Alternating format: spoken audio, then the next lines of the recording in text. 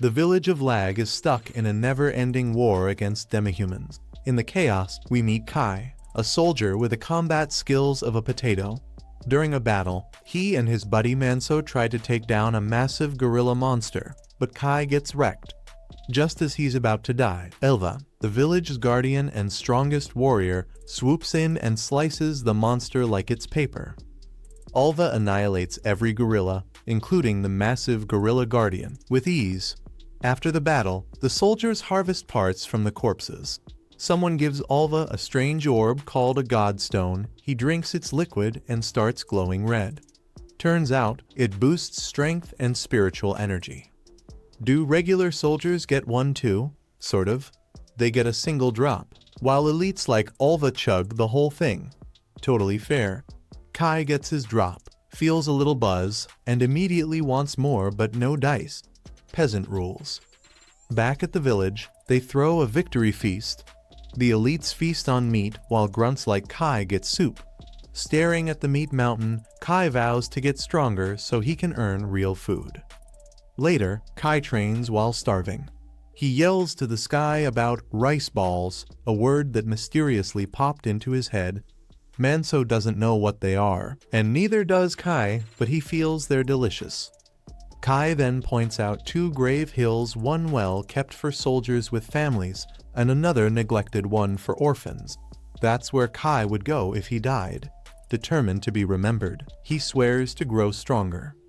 At the castle, Alva walks with his sister Jose, telling her not to worry about fighting. But she wants to help too. He says she's the chief's daughter, so she's off the hook. Then she sees Kai getting beat up during training with Manso. Kai hits his head during the session and gets a strange flashback of Japan and the word magic. It fades quickly, but sticks in his mind. Apparently, people occasionally get weird visions, but they're brushed off. Later, the village chief receives word another village is under attack by orcs. As per Alliance rules, they have to send soldiers, even the exhausted ones. The chief hesitates, but Alva coldly insists it's their duty to die for the village. Kai can't sleep. He tells Manso he dreamed about fire magic. Surprisingly, Manso doesn't laugh. He's heard an old story about a traveler who lit a fire with just a finger. Intrigued, Kai decides to secretly train magic the next day. He gathers spiritual energy, but nothing. Meanwhile, orcs start massacring another village. Reinforcements, including Kai and Manso, rush in. Manso kills an orc, but Kai gets pinned to a tree by a corpse. Another orc charges, but Manso saves him. Kai's leg is busted. Manso tries to help him escape, but Kai insists he's a burden and tells Manso to leave. Manso reluctantly agrees, promising to visit Kai's grave. Alone and bleeding, Kai tries magic again. Still nothing until the orc stabs him. Then, sparks fly from his finger. The orc charges, but Kai finally ignites its face, defeating it. Victory, except Kai's hand is still on fire. He freaks out, trying to put it out, but the fire is draining all his spiritual energy. He realizes he needs to close the dam in his mind to stop the energy flow. Just as he calms down, he sees the orc still alive and coming toward him. Great timing. Kai manages to shut off the fire, but it's too late. The orc grabs him. Thankfully, the fire blinded the orc, so it doesn't realize Kai is still alive. As it carries him near a cliff, Kai slashes it across the chest and sends them both plummeting into the river. Somehow, Kai survives the fall. He drags himself out and sees the orc's corpse nearby. Desperate, he cuts it open and grabs the godstone. He gulps it down without hesitation, and just like that, his energy starts coming back. He collapses by a tree to rest. For the first time, he's had a full godstone to himself. His spiritual energy is through the roof, but his shoulder is still bleeding badly. As he watches the sunset, he figures this is it, he'll die out here. At least it's a beautiful view. Back at the village, the soldiers return to another feast. Manso is miserable. Another soldier tells him to cheer up. Then he realizes Kai isn't there, and it dawns on him Kai must have died. Instead of showing sympathy, the guy just says, he was useless anyway. The next morning, Kai wakes up alive and completely healed. His leg and shoulder injuries are gone, which shouldn't be possible even with godstones. Weird, but he's not dead, so he'll take it. He notices a strange stone wall behind him, covered in inscriptions. When he tries to clear off the ivy with fire magic, the spell blasts him across the valley. His powers are way stronger than before. While recovering, he sees a glowing divine crest on his face. Only guardian bearers have those, but it quickly fades. He tries reading the inscription, but it's in an unknown language. Giving up, he climbs a cliff, but accidentally crushes rocks with his bare hands. That's when it hits him. The godstones gave him a major upgrade. Then a mysterious voice tells him to go. Not sticking around to find out who it was, Kai sprints up the cliff. Confused but excited, he decides to keep his powers secret, especially the Guardian Crest, since he doesn't remember being chosen by a land god. Back in the village, Manso is shocked when Kai strolls in alive. Life returns to normal, sort of. Kai's too strong now, plowing entire fields without trying. He realizes the divine crest only appears when he overexerts. When asked what happened, Kai admits he drank a godstone from the orc he killed and 40 more from dead ones on his way back. That explains the power-up. Manso congratulates him. Elsa starts watching Kai a little too much, and her friends tease her about it. Meanwhile, Princess Joss prepares for a monthly grave cleaning ritual. The next day, she sees Kai training and questions him. Since she's royalty, Kai explains everything. She's impressed he's way beyond average. She guesses the godstones supercharged his spiritual energy and challenges him to a sparring match. During their fight, Kai holds back but still keeps up with her. Joss explains that guardian bearer strength depends on both their land god and training. Her own powers are limited since her land god is weak, and she doesn't train as much due to gender roles. She hints there are other responsibilities tied to being a guardian bearer, but doesn't elaborate. Instead, she invites Kai to join her on the next grave cleaning trip to Ita village, where she'll explain more. A few days later, Kai joins Joss's escort team. Oddly, it's not the usual squad. Someone even says Joss personally requested Kai. Manso shuts down the gossip. At Ita, now a ruined ghost town, Joss asks Kai to accompany her to a flower garden. She prays, transferring red energy into the flowers, asking the land god for grace. She admits her powers are weak because her god's fading and explains guardian bearers must constantly train and consume godstones to maintain strength. When they return to the others, Kai notices the gravestone is made of the same stone from the valley. When he touches it, he can read part of the inscription words like pact and temple. Suddenly, apes attack. The group scrambles. Kai, Joss, and Manso retreat, but 2 apes cut them off. One stomps Joss's flower garden, and she loses it, swearing to kill the ape. She tries to fight but freezes in fear. The ape lunges, Kai slashes it down, then kills the second one too. Joss is stunned not just by the kills, but because she briefly saw the guardian tattoos on Kai's face. Back at the village, Ola scolds Joss for fighting, but Muluk steps in to calm him. He's more interested in Kai. He's already heard about the ape takedown and is excited to see what Kai does next. Meanwhile, the village tightens security because an inspector is coming soon. Kai's friends ambush him, teasing that he's now a hero for saving Joss.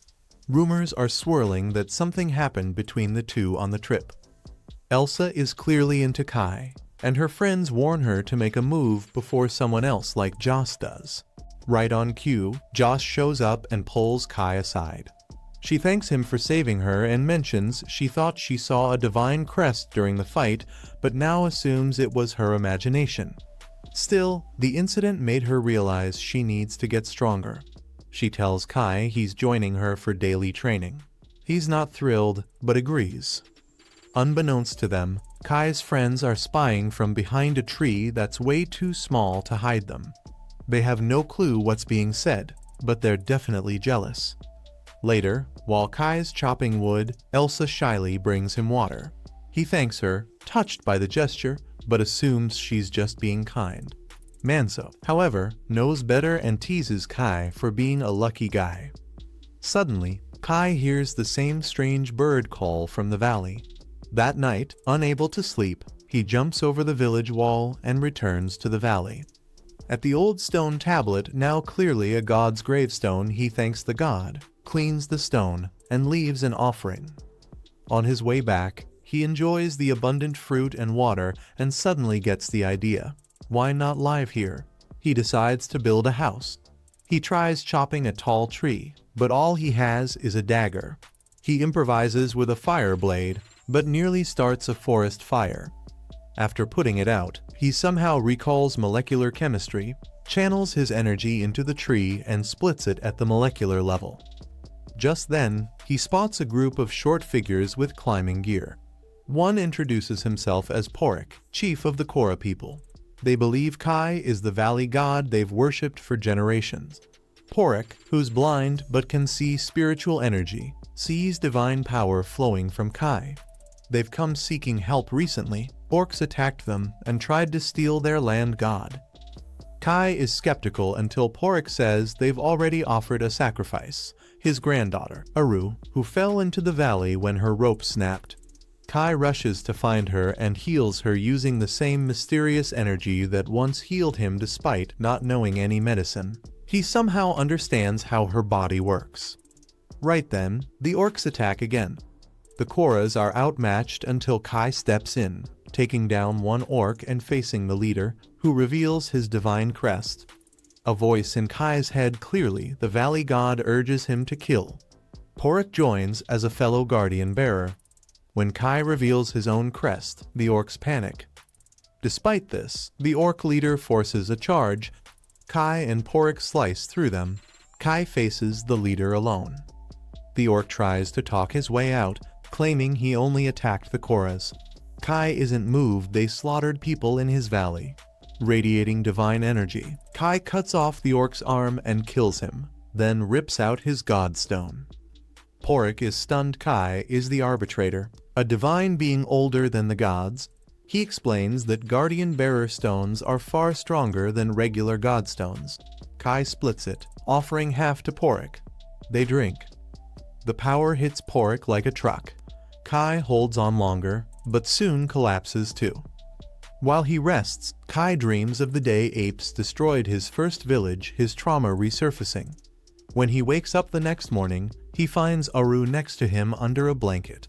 She says she was keeping him warm and, as a sacrifice, is now committed to serving him for life. Kai tells Aru he doesn't need a servant and insists she go home. But she refuses. Porik warned breaking the offering ritual would curse her people. Before Kai can argue more, the sun rises. He needs to get back to Lag fast. He leaps the valley wall and finds the Korras still waiting. Their village was destroyed, they have nowhere to go. They ask to live nearby and devote their lives to the valley god. Kai reluctantly agrees, letting them settle around the valley, but forbids entry without permission.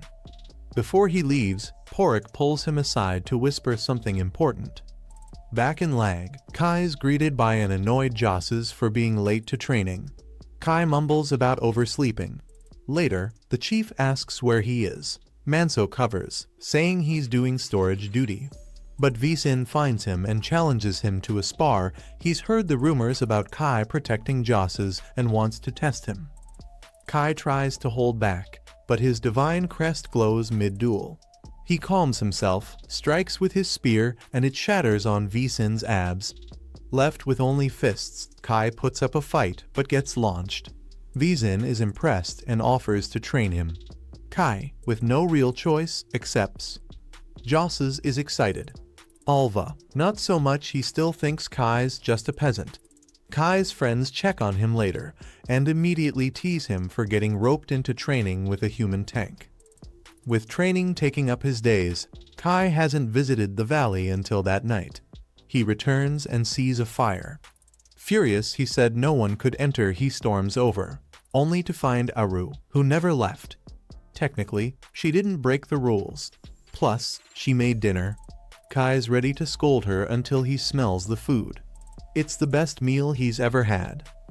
The next day at the cafeteria, he's shocked to get a proper portion. The lunch lady says it's a reward for hard work. His friends grumble, but she tells them to stop slacking if they want big boy meals too. Meanwhile, Elsa, distracted by staring at Kai, dumps food on someone's tray and begs for it back. Days pass. Kai trains by day, builds with Oru by night, living a secret double life. He uses his energy blade to help cut trees for her house. One day, he and the crew are told to move a huge boulder. They fail. Then Vizin strolls in and lifts it like it's nothing. Inspired, Kai later tries using his power to grow a flower, and fails. Being a guardian bearer isn't just cool powers, it's hard work. The next morning, he bumps into Elsa in the flower fields. She says the blooms remind her of their old village. Kai is confused until Elsa reminds him they grew up together. He forgot. She recalls how, during the ape attack, everyone froze but young Kai ran straight at it, buying time for Vizin to save them. That moment made him a hero in her eyes. Meanwhile, deep in the forest, orcs annihilate the apes. Their general easily kills guardian bearer apes. Their next target? Kai's valley. But he doesn't know yet. Back in Lag, while on storehouse duty, Kai finds a grain of wheat and wonders if he can make rice balls. Elsa asks what that is, but he's never actually had one, just heard they're delicious. Manso interrupts, reminding him there's a mountain of bags left. Then Vizin bursts in, warning them to hide the food and inspector's coming. Ulva's skeptical, but Vizin insists, if the inspector sees it, people will go hungry. Vizin may be tough, but he actually cares. The inspector, Gandalf, arrives. He looks like a giant toad and immediately starts complaining, especially about demihumans. He boasts about killing 10 apes on his way in and demands respect. Josses is impressed until Gandalf starts insulting everyone. And just like that, nobody likes him. A second man, Natada, a monk traveling separately, arrives in Lag. Gandalf inspects the storehouse, grumbles about the poor supplies, and claims he'll be staying in Lag a while, basically mooching. Kai meets Nat at the gravesite. Nat reveals he trained hard enough to earn a divine crest, but never got guardian protection. This blows Kai's mind. Gandalf complains about his meals and demands more, starving everyone else while he feasts. In Vizin's war room, Nat warns of a large orc group nearby, not huge enough to invade the kingdom, but too big to ignore. He asks Vizin for backup for an orc hunt. Vizin agrees to send a squad. Kai tells Aru he's been picked for the orc team. She's worried, but he promises to return. Porik suspects the orcs are hunting those Kai killed before. Kai's ready anyway. The next morning, as Gandalf freeloads, Kai, Josses, and the squad head out. Vizin says Ulva is busy fighting apes that attacked Gandalf. Elsa gives Kai homemade rice balls, reminding him of a mother he never knew. Kai treasures them and leaves. They find a battlefield of dead apes and orcs. Nat suspects the orcs fought the apes and lost something important. Josses thinks orcs might be after the same goal. Nat reveals he's on a prophecy mission, searching for a god buried in these lands immensely powerful, beyond good or evil. Kai suspects it might be him. At a ruined village, signs of orc activity appear. Josses wants to help survivors. Nat wants to investigate the godstone. Kai and Nat explore the shrine. Kai's calmness unnerves Nat. Outside, Josses finds an orc corpse. Kai rescues a wounded female Usul guardian bearer who had fiercely fought the orcs but died. Joss is inspired, believing she can be strong too. They hold a funeral, but the godstone is missing its power, likely passed on. Nat deduces the main orc force took a path directly toward Kai's valley. Kai volunteers to warn them. Back at the valley, Porik prepares to make a stand despite the odds. Meanwhile, Ola finds an ape army near Lag. He wants to attack immediately for Gandalf's approval, but the team insists on regrouping. The squad worries about Kai. Josses thinks of chasing him, but is told her safety is priority. Nat trusts Kai's strength and sends magical spies to track him, suspecting Kai knows more about the Valley God. Kai sprints through the forest, finds many orc tracks, then is ambushed only to find Korers led by Kechek here to help. Having been alerted by Porik, real orcs arrive, including the leader, a Rigdaro's elite warrior with a divine crest. Porik recognizes him. Kai tells everyone to back off. He'll handle this. Nat sees Kai's divine crest and confirms Kai is the god from the prophecy. The orc leader, a Durkin, speaks human and reveals he knows Kai is the Valley God's new bearer. Suddenly, the Valley God tells Kai to kill Raken. Kai attacks with his spear, but Raken blocks and easily knocks him back. Kai tries again, stabbing from behind, but Raken's rock-like skin breaks his spear. He kicks the broken spear tip into Raken's side, but Raken instantly heals and pins him down. Kechek asks if all Guardian Bearers heal like that, but Porik says Raken's regeneration is beyond normal, he might be immortal. Raken mocks Kai, threatening to kill him and destroy the valley. Kai summons all his strength, blasts Raken with fire, making him drop Kai. But Raken quickly adapts, runs through the fire, and kicks Kai across the battlefield, explaining his god nullifies known attacks once understood. Kai pulls a knife for a last stand, but it breaks. Out of options and energy, he looks defeated. The Korers panic. Nada fears if Kai dies, the Valley God's power could fall to demihumans. Raken taunts Kai to die, but Kai spots the rice balls Elsa gave him. This triggers a memory from another world knowledge no one here has. Raken's god can nullify known attacks, but Kai's next move uses atomic science, an unknown concept. As Raken raises his axe, Kai slashes with a glowing energy blade between atoms, severing Raken's arm. Everyone's stunned. Raken in rage charges, but Kai slices him across the chest, killing him. Nada witnesses the fight, shocked and wary of Kai's true power. Back at the village, Joss collapses from a serious leg wound, causing Manso to panic. In the forest, Kai picks up Raken's Godstone. Orcs fear him and back off.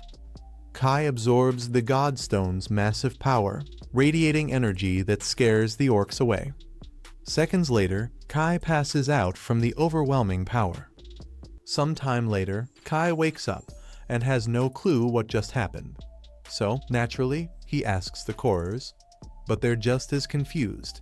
Apparently, right after Kai drank a Durkin's Godstone yum, a massive gust of wind came out of nowhere. Porik thinks it was the land god throwing a temper tantrum because Kai basically absorbed a Durkin's power. The wind? Probably the god screaming in rage. Kai didn't know gods could be that dramatic. Now overloaded with power and existential questions, Kai heads to the stream to wash the blood off his clothes. Clean and confused, he asks Porik if he noticed anything weird during the fight, like someone watching them. Turns out, Porik did feel it too, but since it wasn't hostile, he ignored it. Still, creepy. Kai decides to return to the group, but grabs a quick lunch, first rice balls made by Elsa. They might have literally saved his life, so he's definitely going to thank her properly when he gets back. When Kai returns, Manso runs up and tells him something's wrong with Joe's. Kai rushes over and sees a strange mark on her leg. He doesn't know what it is. Then Natada shows up, says he recognizes the mark, but pauses to ask what happened to those orcs Kai was tracking. Kai deflects, saying Joe's needs help first. When pressed, he lies, says he found the orcs, but someone else had already killed them. Natada clearly knows Kai's full of it, but lets it slide. Instead, he says they should take Joe's back to Lag to get treated. On the way, he casually points out the orc blood on Kai's shirt. Kai covers up badly by saying he must have bumped into a corpse. Back at Lag, things have gone from bad to apocalypse. The village was attacked by a horde of apes. Basco, the troop leader, tells Kai they managed to fight them off thanks to Vizan, but the place is in ruins. Kai runs to the town hall, shouting Elsa's name. Thankfully, she's alive, bruised, but okay. Meanwhile, Jose is brought to Vizan, who's shocked because Alva has the same symptoms. He knows what's causing it. The apes cursed the land gods to knock out the village's top fighters. And now, word comes in more apes are on the way. Kai helps Elsa tend to the wounded. Elsa reveals that when the attack happened, she ran with her mom and sister, terrified but thinking of Kai gave her courage. Granny senses a moment brewing and politely exits. Kai tries to thank Elsa for the rice balls, but Maynard interrupts to say Vizan is looking for him. Kai reports to Vizan, who's relieved the orcs are gone, but knows the ape problem is far from over. He explains the curse came from the apes trying to sabotage the land gods. If the curse is lifted, Jose and Alva can fight again. Natada asks Kai to help with that mission because he trusts him. Vizan agrees and sends them off with supplies. Kai vows to do his best for Jose. As they leave, they hear Gandalf whining like usual. He's a guardian bearer but doesn't lift a finger. Natada calls him useless, and no one disagrees. Before the mission starts, Kai finally gets to thank Elsa. She's happy her rice balls helped. Kai promises her a special trip once he's back. She holds his hands and tells him she'll wait. But the moment he walks away, she already misses him. At the North Gate, Kai meets Natada, who got a special curse-breaking kit from Vizan. Jose and Alva are still in pain, so time's ticking. They arrive at the village of El, where Ola's land god is enshrined. If the apes cursed it, they're probably guarding it. Natada uses a technique called Thousand Eyes to scout ahead. Kai recognizes it's what he sensed during the Durakan fight. Natada says it's a monastery secret. He spots 5 apes. Easy work. They attack. Kai slices and dices 3 apes. Natada holds his own. Kai's impressed but realizes his divine crest is showing. Natada already knew, but seeing it now, he kneels and asks Kai to use his god's power to help humanity. Kai awkwardly tells him to get up and changes the subject. While Natada cleans the gravestone to lift the curse, he explains why the human kingdom needs a new god. Their current guardians have become lazy and power-hungry. The kingdom's falling apart. Reinforcements can't even be sent during disasters like this one. Natada believes change is necessary even if it means shaking up the whole hierarchy. He finishes the ritual by pouring Vizan's blood, actual blood on the stone, which lifts the curse. Now it's time to help Joe's god in the village of Edida. On the way, Natada explains more. The apes are desperate. His research suggests something is threatening them in the north, forcing them to invade human lands. Same with the orcs. Kai thought they were looking for a god to help them fight this mysterious threat. Natada warns that if nothing changes, the human kingdom could be next. He again asks Kai to join the kingdom's mycelium and use his god's power to protect humanity. Kai's almost convinced until the valley god whispers, "Kill Natada, yikes." Kai asks for time to think. Natada says sure, but wants an answer after they cure Joe's god. Back in Lag, Alva's mark is fading.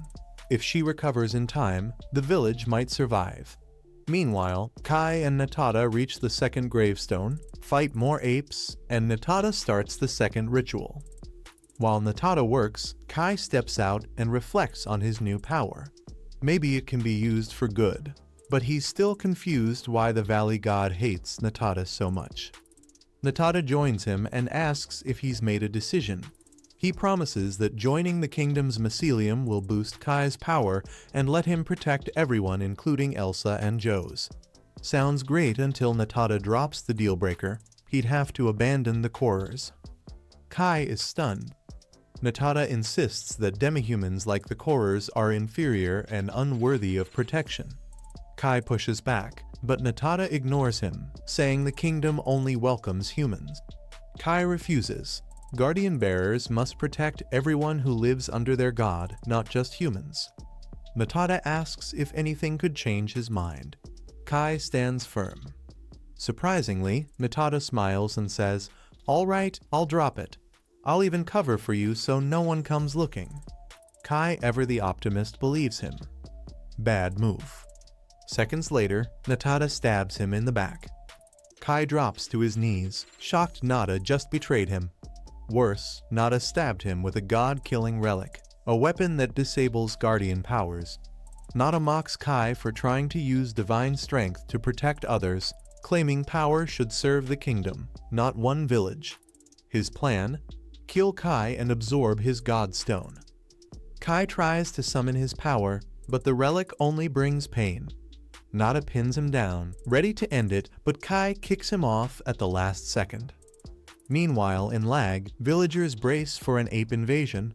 They're low on fighters, so the healthy head to the front lines while the injured, including Elsa's family, shelter in the castle. Vizan rallies the troops, promising to defend them all. Back with Kai, Nada continues his twisted speech, but Kai refuses to surrender the stone. Suddenly, an ape crashes in and axes Nada. The invasion has officially begun, complete with flaming rocks. Nada gets hit again and flees, but an ape chases him. Kai tries to escape too, but two more apes corner him and Nada. Their leader, also a guardian bearer, asks if they broke the curse on the stone. No answer. Doesn't matter. The apes want blood. All three apes are guardian bearers. Nada panics. Kai realizes they're the ones who cursed Jose and Ola, and he snaps. He dodges the first attack, then gets impaled mid-air and slammed into rubble. He slashes one ape's stomach, but his wounds won't heal thanks to Nada's relic. Nada returns but finds the apes gone. Kai doesn't trust him and prepares to fight, but the apes ambush them. Nada gets knocked down, about to die until Kai saves him. Nada is stunned. Moments later, Kai is about to be stabbed, and Nada throws a fiery distraction to help. They escape. Nada asks why Kai saved him. Kai says it was instinct. Nada laughs, maybe the god chose right. Still hunted, Nada proposes a plan. Kai fights while he scouts using surveillance magic. Reluctantly, Kai agrees. With Nada calling out ambushes, Kai takes down two apes with precision. But then Nada gets stabbed and falls. The last ape thinks it's won until Kai drops from the sky and slices it in two. Kai wins, but Nada is dying. Back in Lag, Ola wakes up, curse lifted. He hears battle outside and wants to fight. His maid Akwi pleads with him to rest, but Ola insists. He tells her to get his sword, he's going. Kai tries desperately to save Nada, even feeding him a god stone from the apes, but it's no use. The spear shattered Nada's own god stone. He's dying. Kai keeps using healing magic, and just when it seems hopeless, it suddenly works. Nada realizes Kai has performed a miracle, a divine act beyond mortals. In awe, he tells Kai he's become something greater, the kind of power the world truly needs. Accepting his fate, Nada apologizes to his high priest for failing the mission, but says seeing Kai's power made it worth it. Then he dies, rain falling dramatically around him. Back at the castle, Jose wakes up. Confused last she remembers, she collapsed in Yule's village. Chaos is erupting outside. Akwi brings a message from Vizan. If things go south, Jose should flee. Jose refuses. She doesn't want to run, she wants to fight. Seeing scared villagers in the halls, she offers up her room and promises her family will protect them and defeat the apes. Meanwhile, two soldiers check on Gandalf, he's missing. One thinks he's off to help, but the other suspects the truth. Gandalf ran. Sure enough, Gandalf is at the village gate, trying to escape. A rock nearly hits him, and he panics. The stronger than Vizan act was just that, an act. He was riding Nada's reputation all along. Elsa spots him and thinks he's helping until she hears him yelling about fleeing to the capital. When soldiers try to stop him from opening the gate, he stabs their captain and threatens the rest. He grabs Elsa as a hostage, cuts the rope, and opens the gate. The apes storm in. Gandalf escapes, dragging Elsa with him. The front gate's been smashed open, so every available soldier rushes to form a defense line. Problem is, most of them are completely outmatched by the ape army. Thankfully, Vezin jumps off the wall and starts wrecking apes left and right. Kai sprints back to Lag, knowing the village can't survive the ape army even with Vezin's help. He hasn't mastered his powers yet, but he's determined to protect Lag. At the village, officials panic when the main gate is breached. Learning Vezin is holding the line makes them even more anxious. They think the apes are after his godstone. Meanwhile, Gandalf rides off with his prize Elsa. But she's not going quietly. She kicks him across the carriage. Back in Lag, Vezin is struggling. Manso and the soldiers come up with a plan. Paint fake divine crests on their faces and pose as guardian bearers. It works. The apes hesitate, and the soldiers strike back, managing to barricade the gate just in time. They urge Vezin to retreat. His survival is key to rebuilding. Kai finally arrives and sees the massive army. The apes charge. He's ready. The gate breaks. The fight resumes. Vezin still dominates normal apes, but now enemy guardian bearers show up. Things escalate until Alva, injured but determined, rejoins the battle. His presence lifts morale.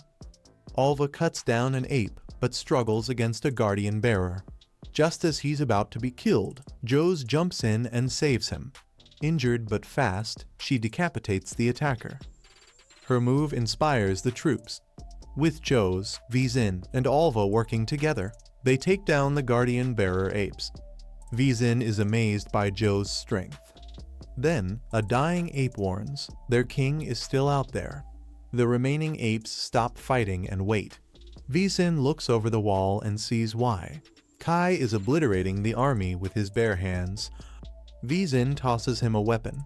Kai goes berserk, tearing through apes like a tornado. The ape army flees. The village is saved. Later, Alva chats with Aqui, who praises him for helping save the village, but Alva knows the real hero was Kai. The guy he once looked down on just saved everyone. Kai, not wanting attention, pretends the glowing crest on his body was fake and wipes it off. Vezin approaches Kai and asks where Nada is. Kai breaks the news Nada died during a mission to dispel a curse. 3 guardian bearer apes attacked, and Kai couldn't save him. He rushed to Lag as soon as he heard it was under attack and never got a chance to bury Nada. Vezin understands and promises to send a team to recover the body. Just then, Elsa's little sister asks if Kai has seen her. He hasn't, and that's when Manso reveals that Gandalf kidnapped Elsa during the attack. Everyone was too busy fighting to chase after him. Kai doesn't wait. He bolts off to save her, even though Gandalf has a huge head start. Manso wonders how Kai's going to catch up to a speeding carriage. Meanwhile, in the carriage, Gandalf relaxes, thinking he's safe until bam, he senses a powerful presence. Enhancing his vision, he spots Kai charging like a missile. Gandalf grabs a bow, but Elsa shoves him, ruining the shot. Furious, Gandalf draws his sword, but Kai's pressure spooks the horses. They crash the carriage. Gandalf is thrown out. Kai finds Elsa stabbed. He tries healing magic, but it's not enough. Gandalf, bruised but healing with Godstone powers, gets up. Kai demands to know if he stabbed Elsa. Gandalf blames Kai's overwhelming energy for the crash. Kai hesitates. Was it his fault? No, Gandalf kidnapped her.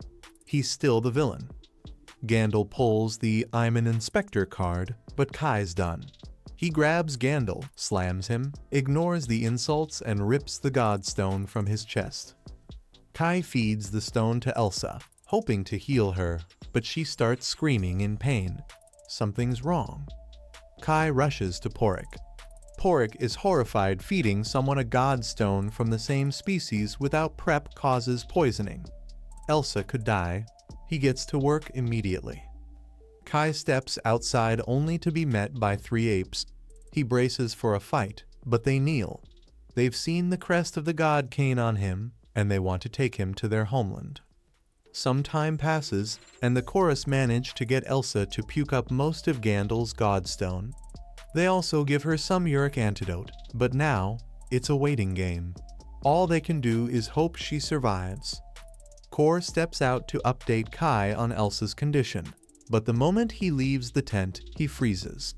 Several apes are bowing at Kai's feet. What? Kai's just as confused, until one of the apes speaks up. His name is Torod, and he begs Kai to accept their request. Still clueless, Kai listens as Torod explains their homeland has been corrupted by someone badly. Torod reveals their land and water are poisoned. Their food's gone. They're starving. And the one behind it all? An evil god named Diabo. The moment Kai hears that name, the arbitration god inside him screams. Literally. The voice urges Kai to destroy Diabo no matter what. It's so loud it brings him to his knees. After catching his breath, Kai asks the apes why they think they deserve his help. They just tried to wipe out Lag. One of Torod's subordinates snaps back, saying Kai has killed plenty of their kind too, and if he refuses to help, they'll just attack again. Bad move. Kai glares and tells them if a single ape attacks Lag again, he'll personally wipe out every last one of them. Torod panics and orders the ape to apologize, but the guy keeps ranting about how they had no choice, their land is dying. Kai, however, couldn't care less. He storms off into the tent. Pork follows and gently tells him Elsa's treatment is done. Whether she survives now depends on her will to live.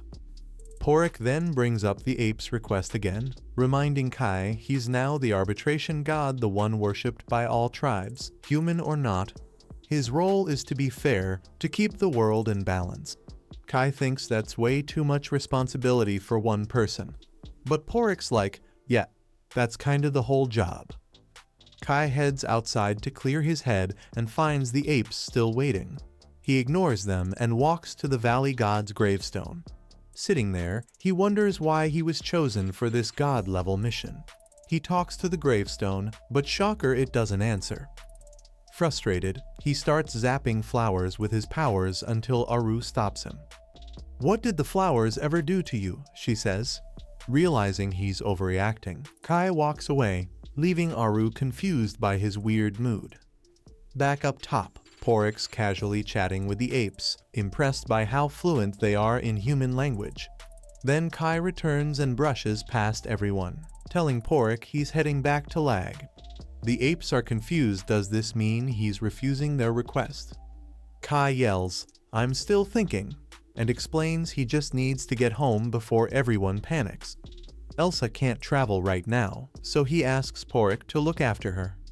After he's gone, Torod asks Porix if Kai will really help them. Porix shrugs. He's not sure, but he's confident that Kai's not the type to ignore his responsibilities forever. Back in Lag, Kai arrives and everyone's relieved. They ask what happened, but Kai lies and says Gandalf got away with Elsa. He can't exactly tell them he killed Gandalf and fed his godstone to Elsa like a snack. Manso feels bad and tells Kai to rest. But first, Kai wants to talk to Visin. When he gets to Visin's office, he warns him the apes might attack again soon. Everyone's shocked. They thought the ape threat was over. But if there's even a chance of another attack, they'll need to prepare. Before Kai leaves, Visin praises him for what he did in the last battle and says he's looking forward to seeing what Kai accomplishes next. Outside, Elsa's sister Lisa stops Kai. He promised to bring Elsa home, but she's not with him. Since he can't tell the truth, Lisa assumes the worst and blames him. Jode also talks to Kai, wondering if the land gods are manipulating everyone into these wars just to weed out the weak. She looks at the pile of dead apes being harvested for their god stones and wonders. Maybe they had loved ones too. Then Ola shows up. He sees the pile and guesses Kai was behind it. He's not impressed, he's mad. Ola's jealous that Kai got all the praise. If he hadn't been cursed, maybe he could have been the hero. In a tantrum, Ola stabs an ape corpse, which is taboo. Kai stops him, but Ola shoves him down and points his sword at him, warning Kai not to get cocky. Kai doesn't care about the fame, he just wants to stop the fighting. But Ola scoffs. Humans and demi-humans have been fighting forever. That'll never change. But Kai refuses to believe that, and in that moment, he makes up his mind. He returns to Vizin and asks for permission to investigate the ape territory. Vizin is suspicious Kai just got back, but he trusts him. Menso gives Kai a new spear to replace his broken one. Jode hands him a knife, saying it's a good luck charm. She tells him to use it without hesitation if he's ever in danger. Kai wonders if he'll ever see her again. He's not sure he can defeat Diabo, but he's going to try. Meanwhile, some chorus members clean up Gandalf's body so no one finds out what really happened.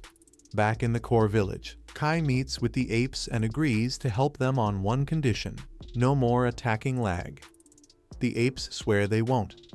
Before they head off, Porik reminds Kai that walking into ape territory as a human could be dangerous, so he gives Kai some traditional chorus clothes. Now any ape who sees him will assume he's one of them. Kai goes to Elsa's tent one last time. He talks to her, hoping she pulls through, then steps out and the chorus surprise him with a giant axe. It belonged to a Durakan, a powerful orc warrior. Despite its size, Kai swings it like a pro and decides to take it along. With that, the journey to the land of the apes begins. Meanwhile, over in the human capital, the nobles are having a fancy party when they hear Lag's under attack. But they couldn't care less. It's a remote village, not their problem. Back in the ape territory, Kai finally arrives, and it's just as bad as they said. A thick black fog covers everything. Dead apes lie everywhere, victims of Diabo. Kai asks for more info. Porik doesn't know much, but he explains that Diabo is an ancient god who's caused chaos many times. Last time, it took the previous arbitration god to stop him. Thanks to Diabo's curse, nothing grows. Even the rivers are dead. Eventually, Torud leads Kai to a massive tree in the center of the ape village. Inside is the village chief Erebdor waiting for him. And that's where we end episode 10. Subscribe so you don't miss what happens next, because the real battle is only just beginning.